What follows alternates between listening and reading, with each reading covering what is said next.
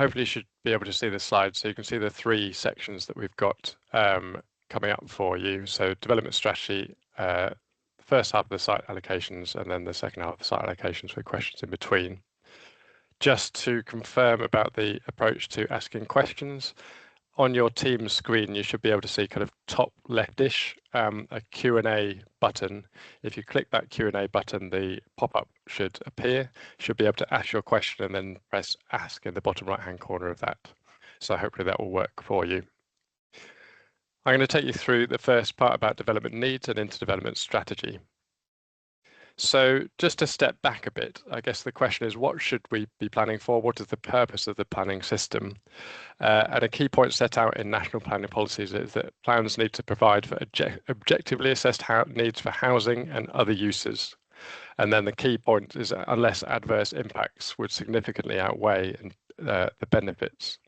And so that's essentially the role of the plan, is to identify those needs, to provide for those needs unless the impacts outweigh the benefits. Other points in terms of identifying our needs for homes and other uses is that there is a standard minimum set by government of homes needed to be provided. There's a standard method for calculating that, and as a minimum in national policy, that is what we have to provide for. Separately, though, within the national planning policy framework is policy on supporting our economy. You can see the requirements there, including the needs of different sectors. That is a key, those kind of three elements are key approaches that we've followed in assessing how many homes we need, but also how many jobs we need. If you look at the diagram top left of the screen now, we've always sought to understand what is our standard method minimum homes and the jobs that would provide, and that's shown by the orange house and the arrow pointing to the jobs. Separately, though, we've also sought to understand what is our most likely jobs forecast and how many homes would be needed to be provided to support those. Having updated our evidence in the last year, we identified that the government standard method minimum would actually provide for just more than our most likely jobs forecast. And so the 48,195 new homes that you see on the bottom left is both our government minimum, but it would also provide for our most likely forecast, which is around 73,000 additional jobs. In terms of providing homes to meet that need, you can see in the diagram on the right that there is a very significant number of homes already committed via the adopted local plans and sites with planning permission. And that's shown by the darker green homes icon. And so there's around 38,000 homes already committed. In order to meet our identified need of 48,000, but also provide headroom above that to provide flexibility should some homes not come forward on the timing that we think they will, we have identified a further 13,500 or so homes on new sites and new allocations to meet that need. And so in total, we're planning for around 51,000 or so homes. In terms of meeting those needs, where do we put those sites to meet those needs? There's a few things that guide that. Firstly, we have our vision and objectives for Greater Cambridge. In previous stages, so at the 2021 first proposal stage, we set out a vision and objectives, and that is fundamentally the same, but there are a few tweaks to it, but it's fundamentally a climate-led vision, seeking also to support our internationally significant economy, but also increase on the quality of life. And we've continued with the key themes that you see in the tree diagram on the right, noting the importance of all those components to ensure that Greater Cambridge in the future is a great place to live and also to work and to play. In terms of then identifying the sites to meet the needs, you might be aware, but we've had almost 1,000 sites put to us, and that's shown in the map on the bottom left. So a huge range of sites to consider. And then determining from that 1,000 sites, how do we determine what our preferred strategy is? So firstly, we've got the vision and the objectives, and that helps guide where we want to put development. Secondly, we've also done a significant amount of testing of strategic options. So we thought about our broad location. So will be that within Cambridge, on the edge of Cambridge, at new settlements, at villages, and kind of hybrids of that. So focusing on public transport corridors and other hybrid options. We've weighed up the pros and cons of the in principle locations within Greater Cambridge. And then thirdly, coming back to all of those sites, we've assessed every single one in our housing and economic land availability assessment to understand whether on their own they are suitable and available and achievable for development.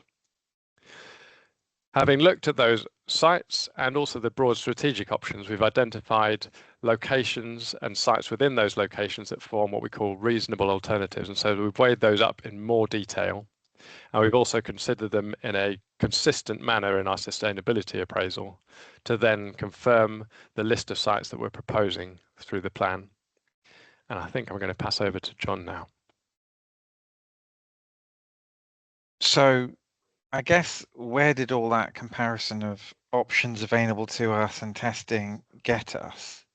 Well, in many ways, it got us to a sort of search sequence in the way that, having tested what the available options were, it was clear from our evidence that one of the most sustainable places to put new development was within Cambridge itself. And that's because you can often find brownfield land, you can build homes and employment buildings near to where they're existing, jobs, facilities, and so on, and take advantage of the facilities available in the city. But clearly you can't meet all our development needs in Cambridge. So we have sought to make the most of that opportunity. We've had a look elsewhere as well.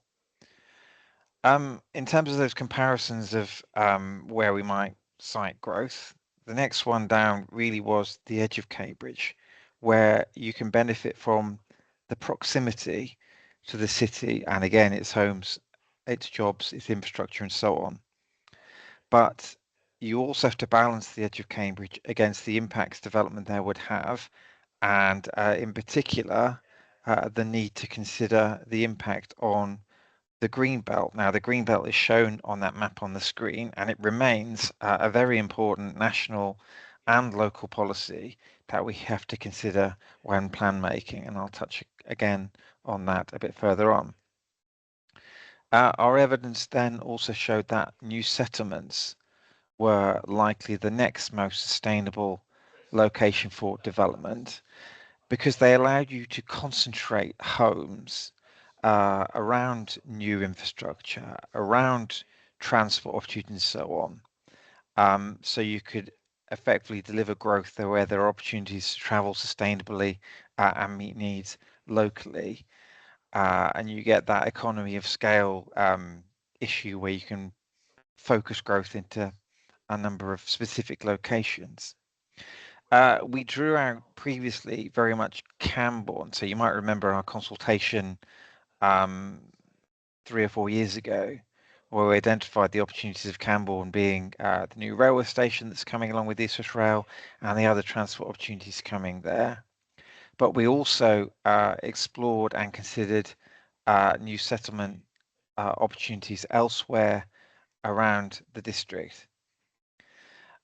We then explored opportunities in our villages and the wider area. And again, as we had picked up previously in our consultations, we made a slight differentiation looking at what was happening in the rural southern cluster around the business park south of Cambridge, and then the wider rural area, so all the villages elsewhere. But our strategy testing has consistently highlighted that a strategy where you would scatter development across many, many villages, so 100 here, 100 there, was perhaps the least sustainable way of meeting our development needs. Because you're putting pressure on that wide transport network, you're probably going to create more developments that are reliant on the car and more challenges and so on. So that was the least sustainable strategy we tested. So on the next slide, we've got the same map, but this slide is about where we ended up in that testing. So looking down that sequence and our first port of call looking in the Cambridge urban area itself, we identified quite a number of site opportunities, particularly on brownfield land, where we could deliver new homes and jobs, recycling land. You may be familiar with a number of schemes the city council's looking at to develop housing schemes. We've included some of those, but also a number of sites we've identified through sites being put through the call for sites and so on. So there's a good range of sites within the city itself. On the edge of Cambridge, you may have heard that we were previously expecting to deliver a large number of homes on the northeast Cambridge site where the wastewater treatment works is located. And indeed, earlier this year, permission was actually granted to relocate the wastewater treatment works to a site outside Cambridge. However, very shortly before we were about to publish the draft plan, the government announced they would no longer be funding the relocation of the wastewater treatment works through their housing delivery fund. So we very much need to take stock now about whether redevelopment that site is a realistic prospect to meet our needs. I think in the long term we would obviously hope it would be, but we can't rely on it at the moment. So whilst in the plan that we're consulting on, we have included the northeast Cambridge site, including references to it being suitable for dwellings, we will need to look again at the vision for that site because it remains important for delivering new employment in particular, but also potentially homes in that area around the Cambridge North Station. So it's still a massive opportunity site, despite the sewage works not going. We just need to reevaluate that vision and welcome comments on what that vision might be through this consultation.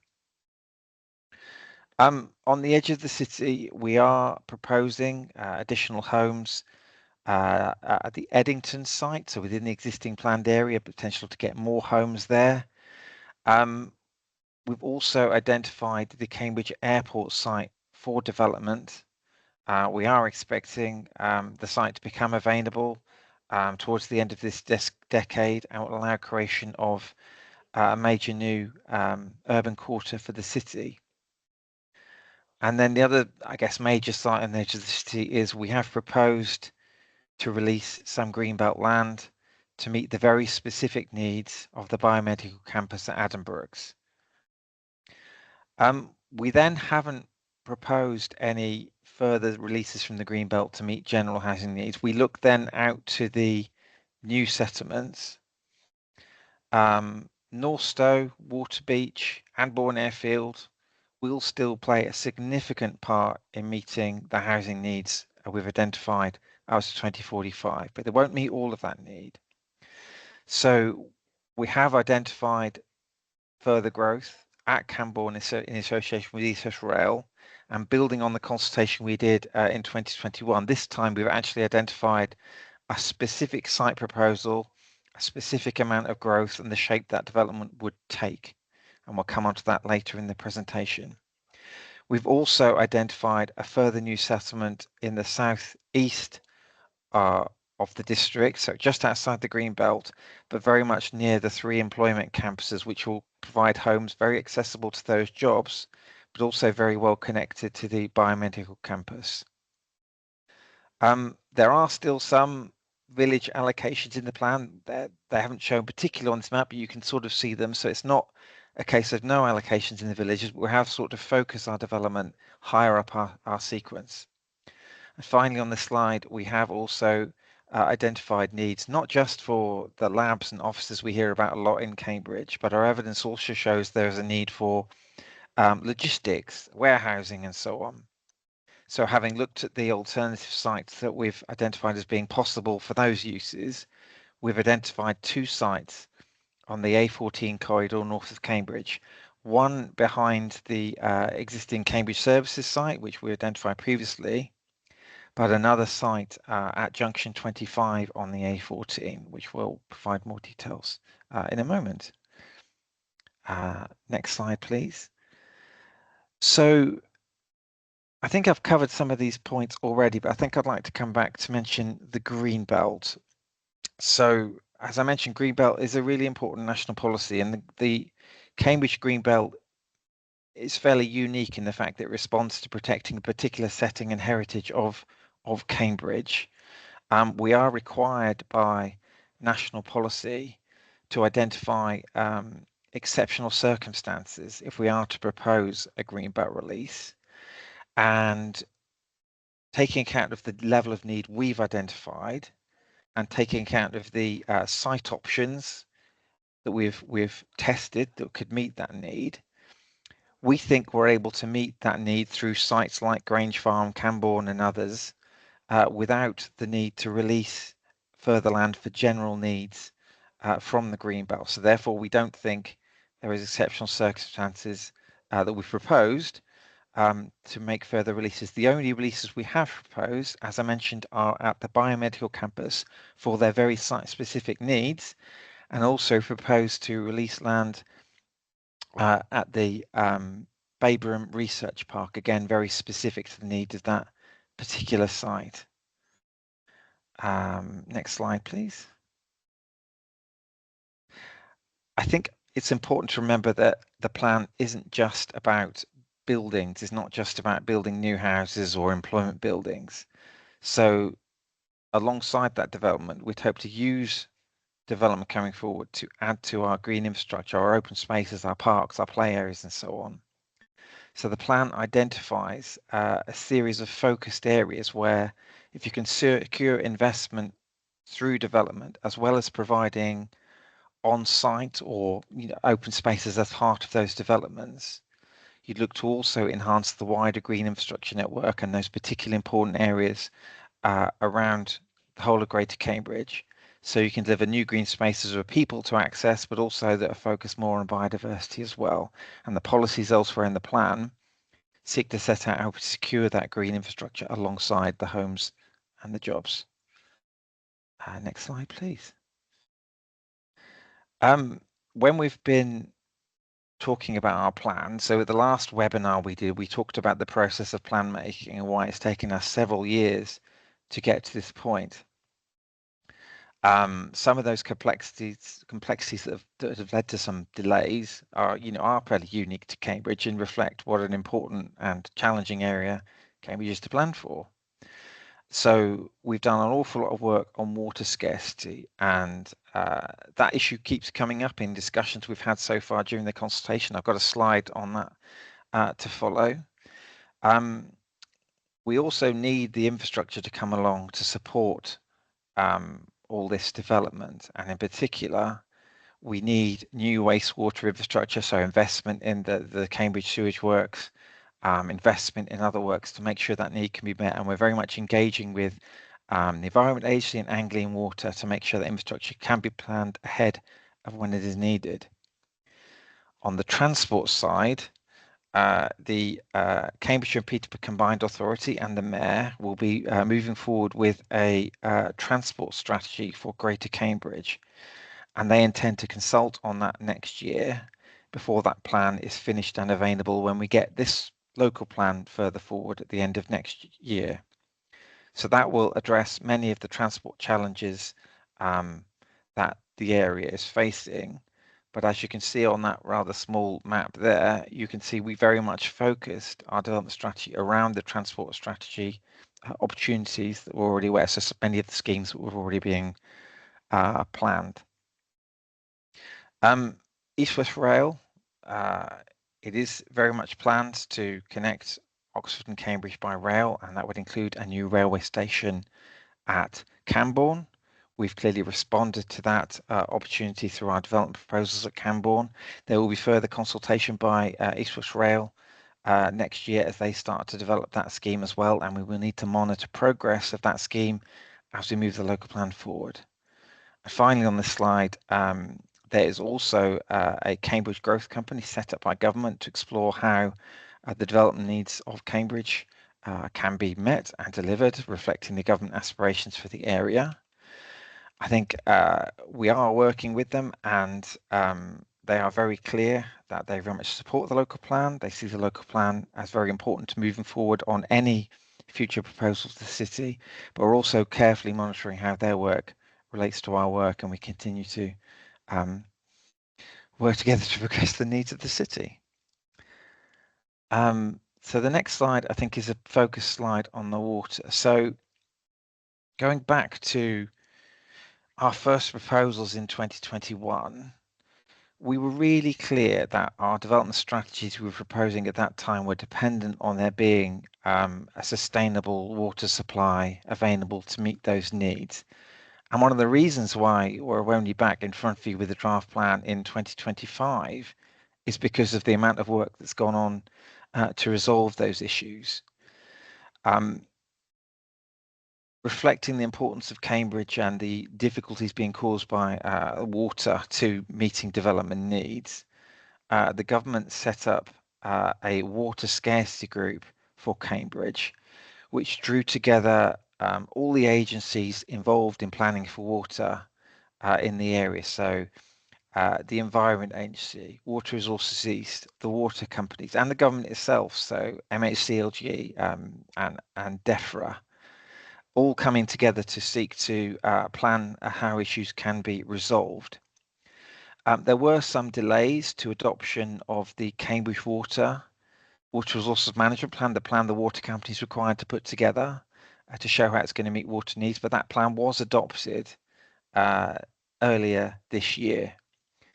The major things that have happened since we first proposed our strategy in 2021 is that there is now a pipeline being planned to connect Grafham Water through to Cambridge to introduce external supplies to the Cambridge area that it hasn't benefited from previously.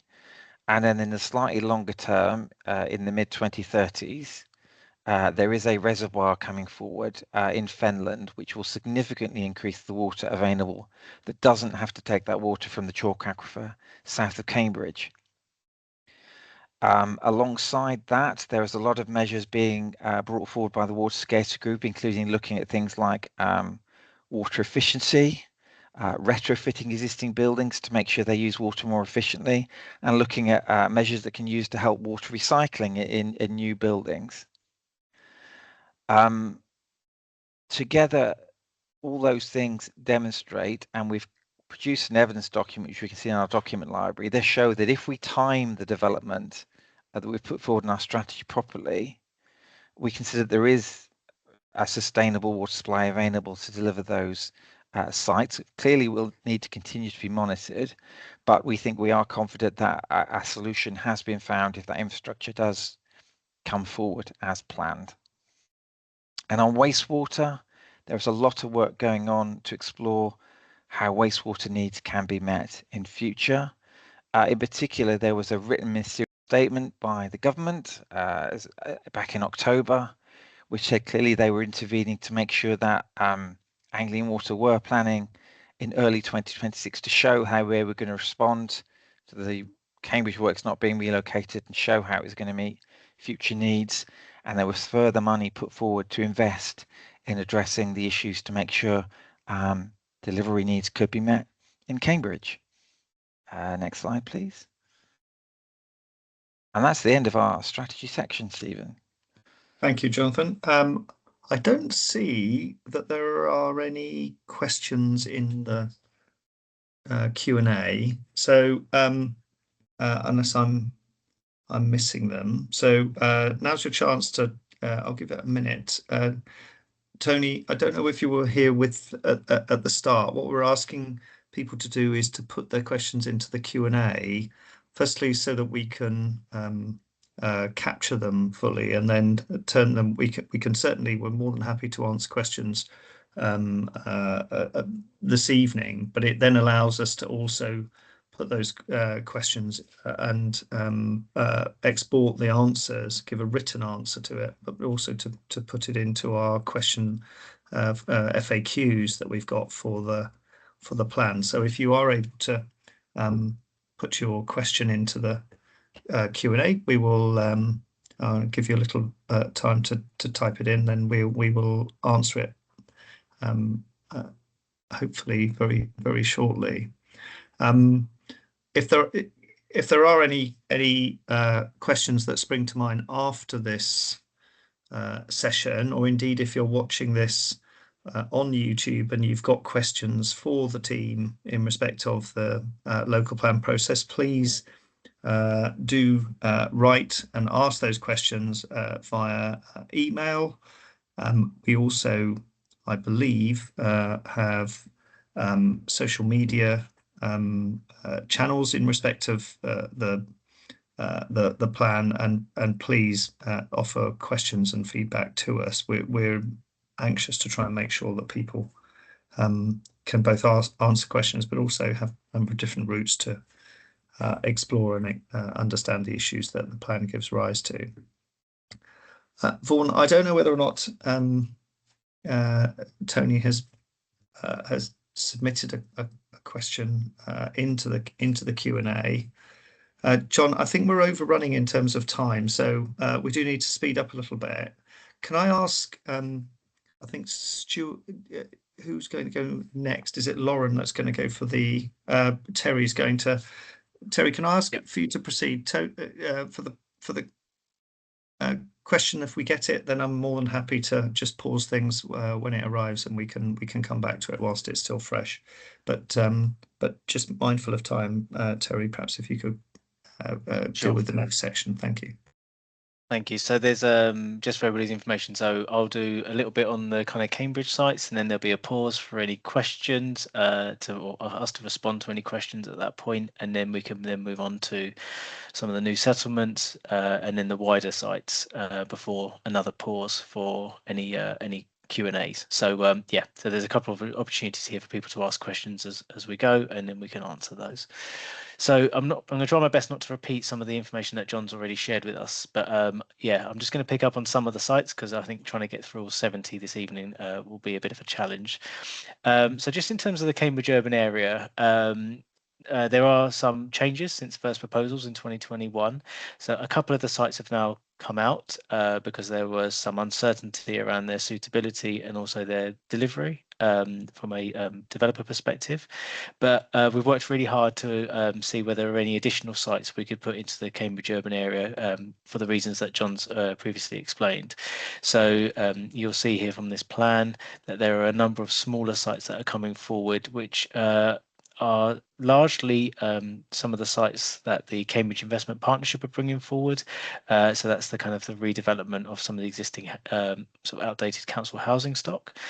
So you'll see that around the kind of the East Barnwell area, as well as sort of in and around Hills Road as well, and a few other sites.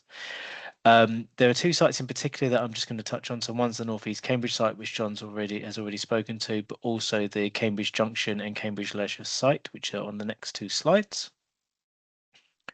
So as John said, that North East Cambridge is still in the plan. So even though there are current question marks around delivery because of the withdrawal of the Housing Infrastructure Fund, we still know that it is one of the most sustainable locations in Greater Cambridge, and so therefore, you know, we really want to make sure we're supporting the existing businesses in and around this area. They're locally and regionally really important, but we also want to really capitalise on the fact that this site is really well connected by active travel, so walking and cycling, but also with the Cambridge North Railway Station and the guided busway in this area as well. And you know, there are links going in at the moment linking the area into the Waterbeach Newtown development as well, with the Mere Way proposals. So there's a lot still going for this site, and we're really keen to explore further what can be done in terms of seeing what type of development and what quantum of development could come forward in due course. So a bit of a holding position on this site at the moment, but really keen to explore what can be done moving forward. The next site is the Cambridge Junction and Clifton Road. So these are sites that have kind of been around in the Cambridge local plan previously, but they've not actually been allocations in their own right. So what we're trying to do now is put them in allocation, so we can give them a bit more of a policy steer moving forward. Now we recognise that these are two sites. So you've got the kind of Cambridge Leisure and Cambridge Junction site to the south, and then to the north you've got the Clifton Road Industrial Estate, which also includes the Royal Mail Depot, which is against the railway tracks at the moment. But we really want to make sure that whatever comes forward in this area, it comes forward in a really comprehensive manner, and they don't come forward as two separate sites. Some people may be aware that recently East West Rail published their You Said We Did report, and in that they confirmed that there will be a new station entrance to Cambridge Railway Station on this side, which is really interesting. It's been something that's been floating around, I think, since about 1950, so it's quite interesting now to see that coming forward potentially. But what we now need to do is explore a little bit more around what the mix of uses will be, the quantum of development, and also the phasing and how that will be all be delivered in due course.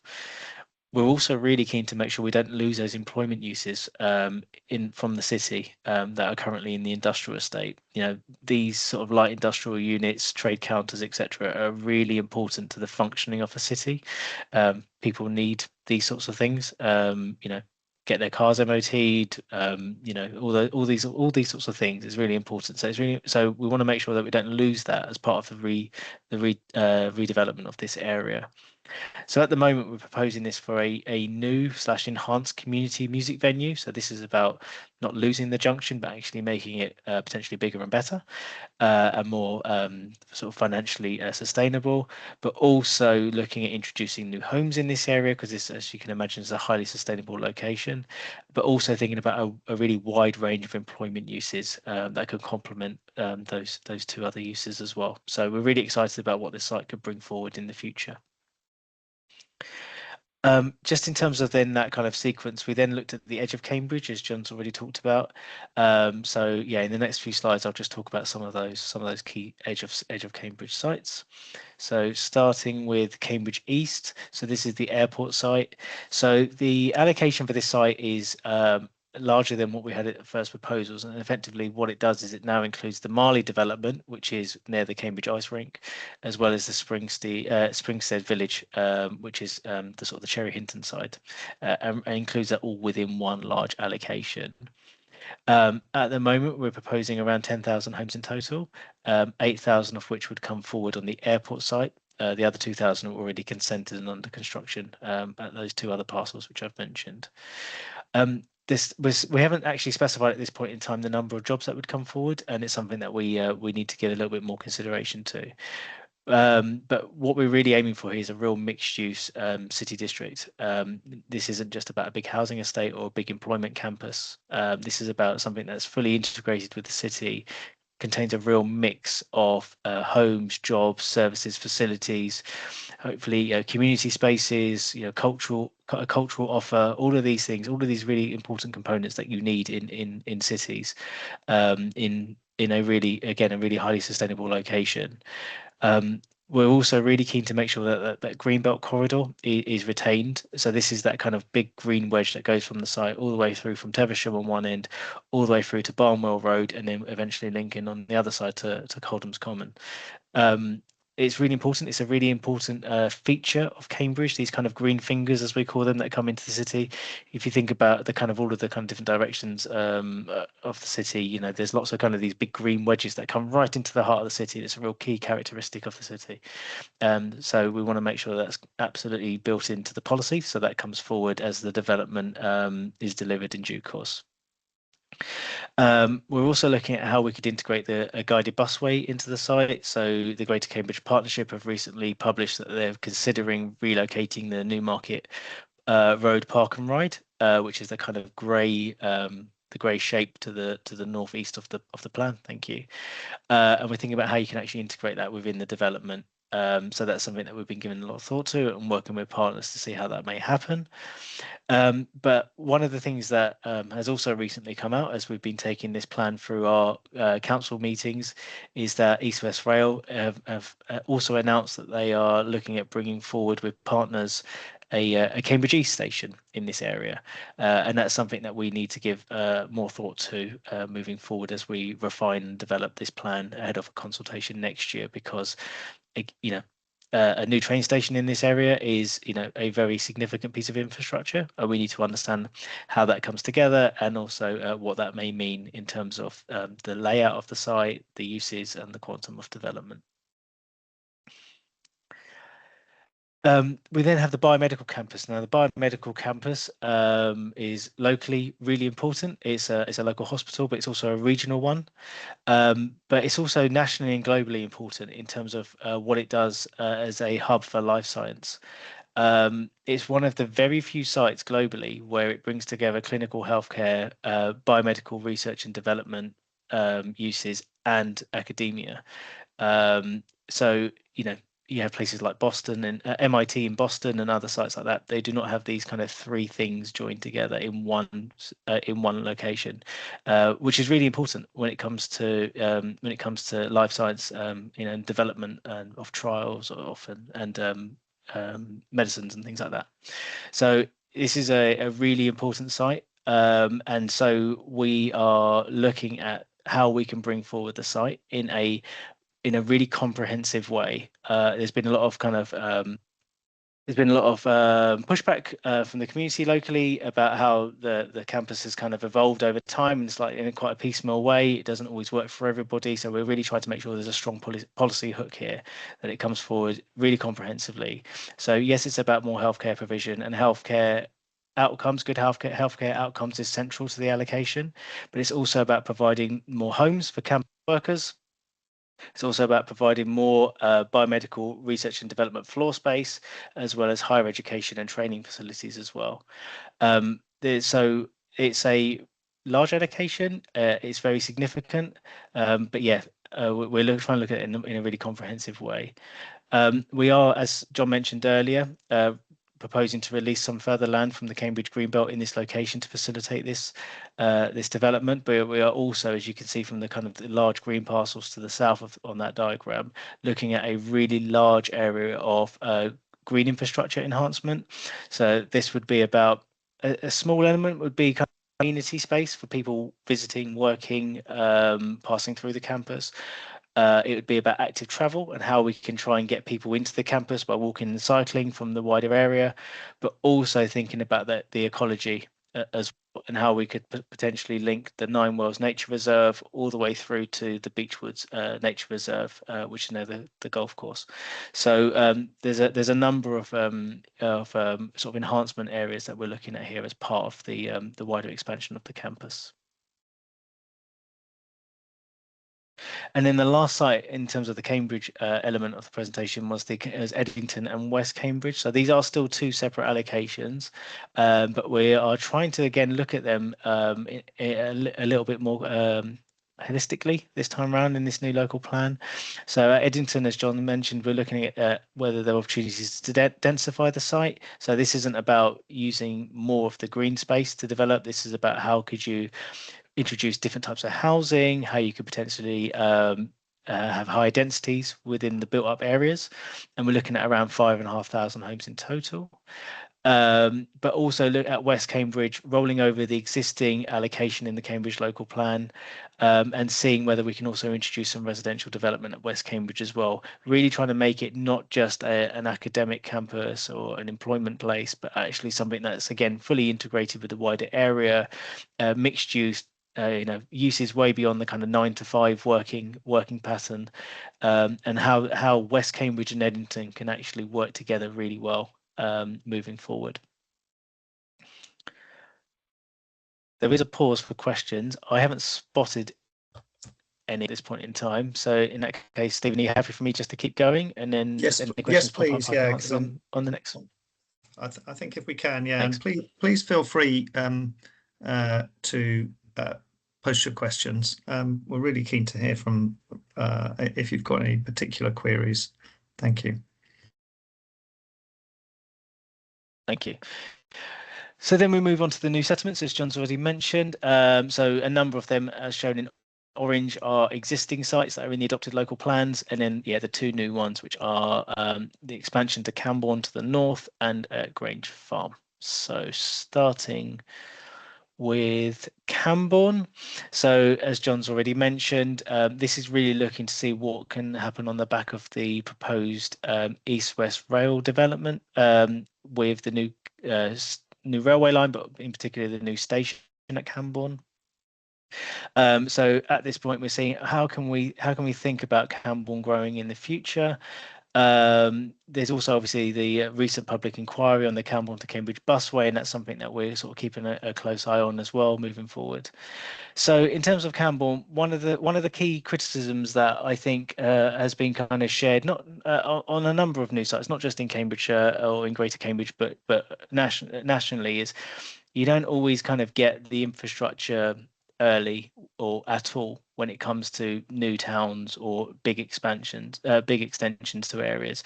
So, people always think, oh, when are we getting, the leisure centre or the high street or the shops and all of these sorts of things. And typically this is because we don't always have a critical mass of people to serve those developments. So one of the things that we're really looking at here is how do we kind of optimize the new station coming on board, potentially the Camborne to Cambridge busway, but also create a critical mass of people to actually make sure that we get in the local centres, the education facilities, the health facilities, all of the other amenities, faith spaces, which we know there's a shortage of at the moment in the existing town of Camborne, and community uses. We're also really keen that this isn't just a dormitory to Cambridge, that this is actually a town with a whole mix of other uses. So we're looking at around 6,000 new jobs in this area as well, which I think is going to be really important. To make sure this is a self-sustaining town moving forward.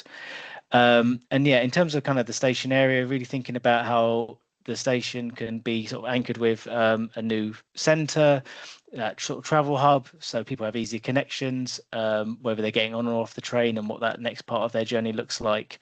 And also thinking about the kind of the green assets. So there's a lot of kind of greenery in this area at the moment in terms of ancient woodlands, triple SIs, a really good kind of landscape character in this area. So how can we kind of work with that, but also think about strategic open space?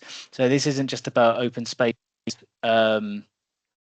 Open spaces to kind of meet the needs of those that are going to be living and work in this area, but actually a bit of a destination. There's a lot of pressure on places like Milton Country Park and Wandlebury at the moment. So how can we actually provide something else that delivers something similar? So at the moment, we've proposed called Camborne Forest. It might not be wall-to-wall forest, wall-to-wall trees, but how can we think about that kind of green wedge along the top of the site that permeates into the developable areas, and actually create a really amazing destination location for green space, not just for local people in Camborne, but for those from coming further afield. I notice there's a number of hands that are going up. If you're able to use the Q&A function, we would be, as Stephen mentioned earlier, we'll be able to respond in that way. Hopefully it's all working for you. On the next slide, I just wanted to pick up on Grange Farm. So Grange Farm is down in the southern cluster, as John mentioned earlier. It's just the other side of the A11 from the proposed CSETS travel hub, which is the busway that would link in this area to the biomedical campus and then into central Cambridge. So this is about putting homes close to those existing jobs. So this isn't about another big employment park. This is about making sure that we can support the employment campuses in and around this area, like Baverham, Granta Park, and the Wellcome Genome campus. So again, we're thinking about what's the kind of the optimum development here, the critical mass of people to make sure that you get the local centres, the schools, the services, the facilities, etc. So this doesn't then put loads of additional pressure on the surrounding villages and the services that are already there. So we're looking at around 6,000 homes, some small amount of employment, but that's very much to meet the needs of the development.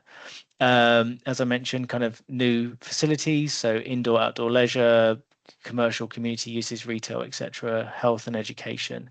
But again, thinking about the kind of the wider kind of strategic needs of the area in terms of open space, and how we can try and make sure that this isn't just about doing the bare minimum when it comes to open space provision for the development, and actually how does it link into the wider network of open spaces? How can people from surrounding villages, etc., get to these open spaces and use them as well? So there's a lot to think about with this site. There's lots of opportunities, so we're really interested to hear what people think around the Grange Farm site in Camborne in particular as well. Thinking about ideas and their vision for how they might like to see these places come forward. Really excited to hear about everyone's thoughts and ideas on those. I think that's the last slide I have on new settlements. I think we've seen that plan before, so that's fine. I think it's now another question slot. Sorry, the only other slide, sorry, just to say, the only other slide was just on the existing new settlements that we've got in the adopted local plan. So Waterbeach, Newtown, Bourne Airfield and Northstowe, which isn't shown on this plan, on this slide, essentially, yeah, drawing on the planning permissions that these sites already have, and as well as the adopted policies and supplementary planning documents that already exist for them. So nothing new, I don't think, in terms of these allocations. They've just been updated to reflect their current planning statuses. So the rural southern cluster, site allocations and policy areas. So in this area, we really want to support and grow the existing successful business cluster and provide more employment spaces where needed. So this is really focusing on co-locating homes and jobs. So there are a number of mixed use sites here. And it's also worth noting the proximity of Grange Farm, as you can see, allocated on this map as well, but obviously that sits within the new settlements chapter as Terry has set out. Next slide, please. So looking at the Welcome campus, this draft allocation largely reflects the planning permission for the site. So this is proposing 127,500 square metres of research and development floor space. And then as this campus grows, we're looking to co-locate 1,500 residential dwellings as well. And these are really focused on delivering homes for campus workers to increase that connectivity between where people live and where people work. And then alongside these sort of employment generating uses and residential uses, we have allocated some retail space with hotel, community and leisure uses, and healthcare facilities and education as well. And then as you can see from the map here as well, we have open space and outdoor sports provision and some green infrastructure and open space as you go down to the river there as well. Next slide, please. So we also have Babraham Research Campus. So this policy is really focusing on supporting the existing campus and the continuation of development within this area. And it's looking at removing some of the land from the Greenbelt to be able to deliver this site. And it's looking at delivering and enhancing the open space and green infrastructure around the site as well, and then focusing on additional floor space. So this would be proposing additional floor space for research and development of around 48,000 square metres. And then again, similarly to the previous site, looking at 120 additional campus worker homes and affordable homes to sort of support the need of the needs of the campus as it grows as well. And then again, allocating sort of these ancillary uses to provide additional uses for retail and nursery and amenity space as well. Next slide, please. And then we've got the rest of the rural area. So the strategy, as John and Terry have both set out, for the rest of the rural area is really looking at this small scale sort of infill development in the most sustainable locations. So it's really looking at the most well located villages and allocating sites around these areas.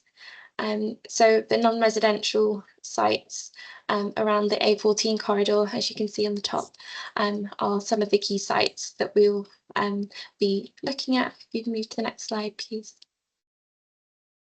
So this really looks at the industrial and warehousing needs, and so you'll see these highly connected locations along the A14 corridor. It's a suitable location for the strategic highways network as well. So we've got two sites allocated along here, which is land south of A14 services, which is delivering about 90,000 square metres of commercial uses, and then Slate Hall Farm, which is the image on the left. And this is looking at delivering about 220,000 square metres. And what's special about this site as well is there's a lot of existing open space and sensitive landscape with where we can protect a lot of the green infrastructure. So that has really shaped sort of the development of that site as well. So the allocation of these sites will focus on meeting the local needs for warehousing and industrial uses.